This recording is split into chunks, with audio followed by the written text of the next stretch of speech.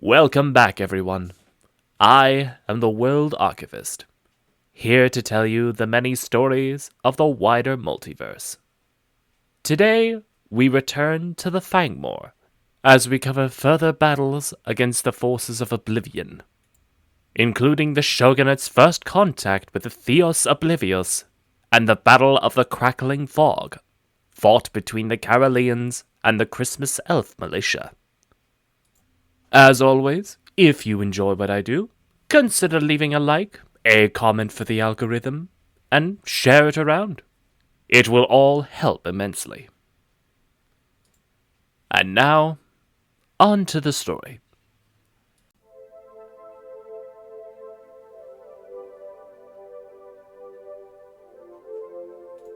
So, this tree you want me to burn should be around here, yes? Asked Morokuno, to the more experienced members of the group. Yeah, it dwarfed everything around it. It should be easy enough to find, replied Kaeda.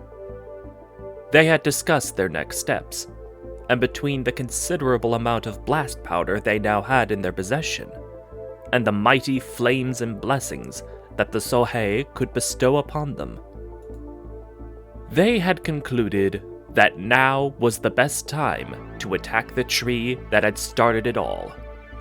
After drawing a rough map to orient themselves, they had figured out where to find it, the damnable thing, roughly. But the thick fog that had rolled in, and the group had spread out to find it. A yelp from Chieko and the sound of multiple soft thuds caught everyone's attention. But a terrified scream not a moment later demanded it.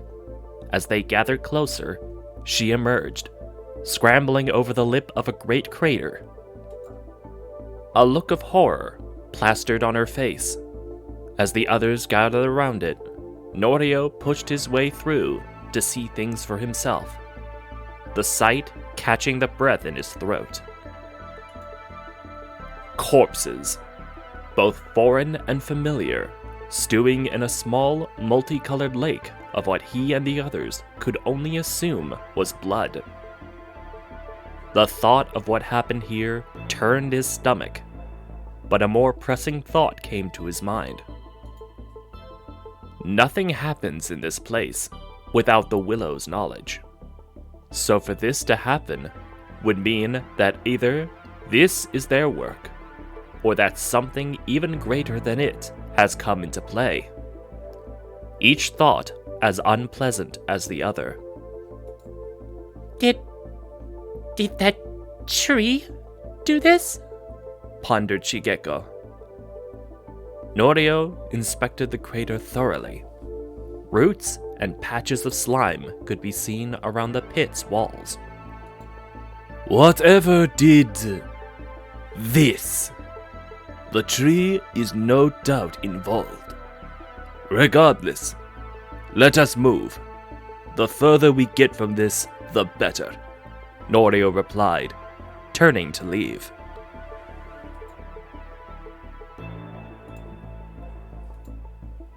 They felt them before anything else. The rhythmic pounding of something strong enough to shake the earth itself. At first, they thought it was one of the fog tricks that Manarahi had warned them about. Still, when the quakes became stronger after leaving the fog, they knew something was afoot. It was only upon reaching the edge of a clearing that they first caught sight of them. They were a mixed lot, one that Norio could have mistaken for being from different groups had he not recognized them from when they first stepped into the Fangmoor. But the ones before him were different. Their movements were jerky, and they acted in a manner that was highly coordinated, despite the relative silence they worked in. Norio tried to make out more details, but the workers, their wagons, and the structure they were building were cast in thick fog from several of the wagons and drivers, and blanketed by a deep shadow by what the Ogroni had first thought was some sort of monument, given the scale of it. But when it turned towards them and bellowed its foul roar, they knew that they had found trouble. The battle was brief but bloody, only coming to an end when the foe, as one, snapped their attention north and ran to it as fast as they could manage. Though they had suffered some losses, the gathered Ogroni understood that it should have been worse, given the titanic creature those humans possessed. Whatever the reason for their retreat, it had been a welcome reprieve.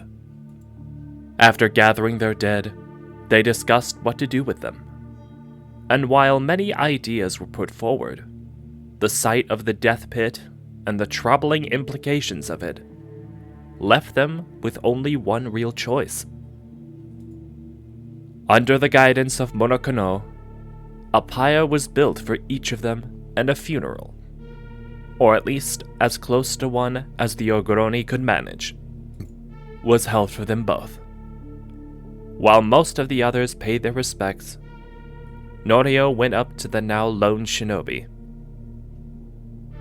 "I'm sorry for your loss." "Well," Norio began meekly. "Don't be. We never thought we'd make it home anyway." "Doesn't make it any easier," Masaki interjected ruefully. "Still, he died valiantly, as a hero. Take solace in that." He patted the shinobi on the back when he didn't respond, and moved away over to Chieko, who was inspecting the bodies. Holding some sort of oily black sludge up to the sun on a knife. Upon getting up, he realized that this sludge was from the enemy. It was probably human at some point, if the strangely soft armor was anything to go by. But those days have passed. Its skin was a bruised purple. Thick black ichor oozed out from where the flesh was cut. And stranger still was the wisps of smoke that seemed to rise from the body. All of the bodies. And drift lazily towards the fog they had not long come from. A nudge from Chieko brought him to his senses. She pointed a thumb over his shoulder towards the pyres, an eyebrow raised inquisitively. Norio thought for a moment. These people, these things. Something deep within Norio told him they shouldn't exist. "Gather them up. Burn them to nothing." He turned to the others, and the others turned to him. "All of them!" Whatever blight affected this people, afflicted this place, they would remove it. Tear it out if they had to. This was his vow.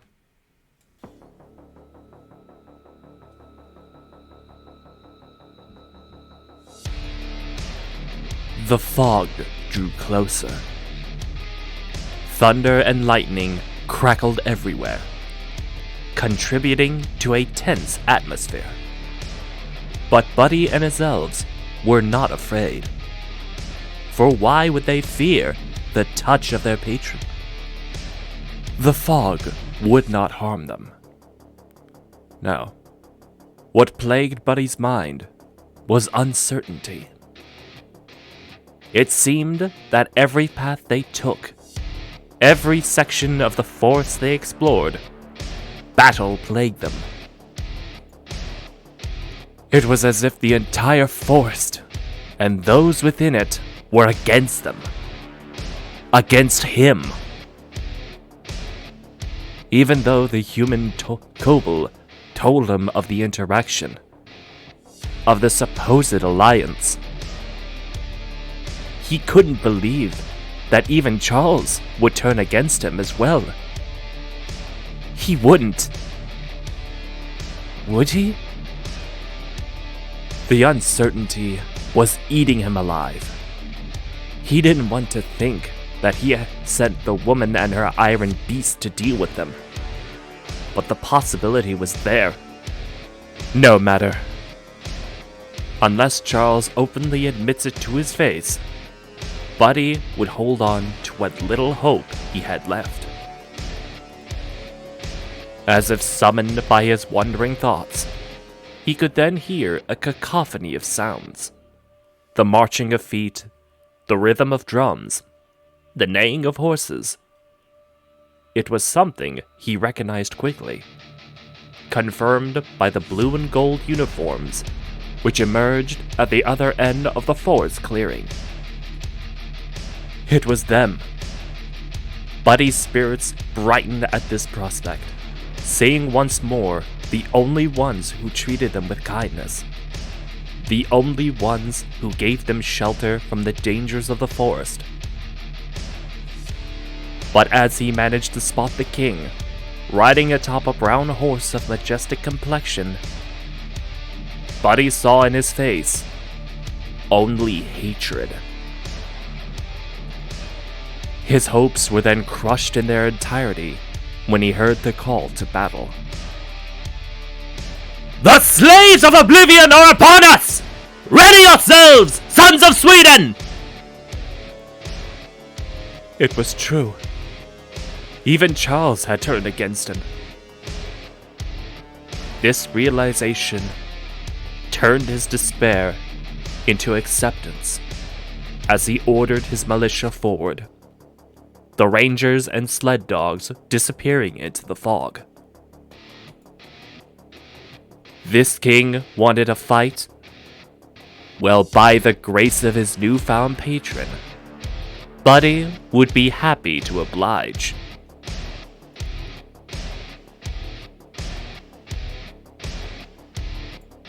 General Armfeld felt the rush of battle overcome him. But as he urged his horse forward, with the rest of the cavalry in tow, there was something which felt off. A strange noise which could be subtly heard even among the din of the artillery crews. Something which was even beginning to agitate his horse, who started braying loudly, forcing him to focus on calming the mount before turning to the accompanying squadron. Something's here. Be ready for an ambush. This order came just in time, for as they entered a patch of dreary fog, they were suddenly jumped by a trio of large dogs, accompanied by enemy cavalry. The mutt's teeth tore through an unfortunate rider, but he and the other 3 riders were quick enough to avoid a similar fate. The artillery were not so lucky, for the reindeer riders had quickly swarmed the crews, destroying the guns and slaughtering them in a barrage of explosions. Horses panicked as their riders struggled to regain control, until the general was able to restore order, drawing his weapons and ordering a counterattack. Pistols unleashed their deadly payloads as blades met flesh and teeth. The fight was chaotic, but with the support of the king and the infantry, it was quick. The enemy lay dead at their feet. But before they could celebrate, multiple bodies began to sink into the ground. And before the cause could be determined, the surrounding fog of oblivion overcame them.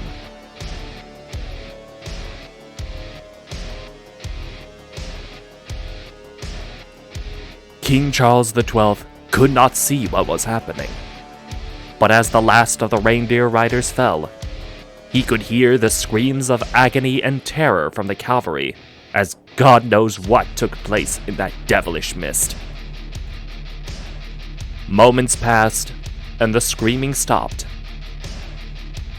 their weapons being all that was spat out. An entire cavalry squadron, and one of his top generals, dead in an instant. It was an unsettling sight to witness. But he would not flee now, for the enemy was in sight, a gun line hiding between two trees, and the coward Buddy was hiding behind his troops. No matter, they would bleed this day. Drawing his sword, he ordered a charge. Send them back to hell! No prisoners! A roar met his cry, and within moments, the army crashed into the elven lines. Metal struck metal, blade pierced flesh, pistol shot met their targets, and elves began to die in droves. But not at the rate the king would prefer. For the cultists had done something which prevented his men from having their muskets ready in time.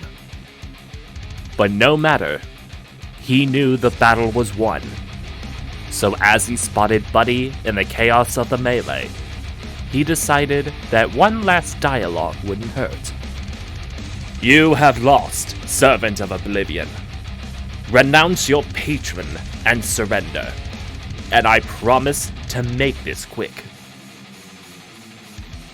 But to his surprise, the elves' only response was a chuckle and two simple words. Have I? Confused, King Charles looked around the battlefield, thinking there might have been a trap. But instead, he found a horrifying sight. Bodies of the fallen were being absorbed by the forest floor, triggering a roar of primordial origin, which echoed from the fog of oblivion. To the growing horror of the king, it was getting closer, at an increasingly rapid pace. Sparing a moment to kill an elven rocketeer, he then urged his horse to a gallop, being left with no choice but to flee. Fall back! The Oblivion closes in! Fall back! Despite this development, it was a comfort to see that discipline held firm, and the retreat was in good order. The king swore to himself that he would finish what was started this day, one way or another. For this was not a war of national disputes or rivalries between royals. No, this was a war for the very soul of the universe.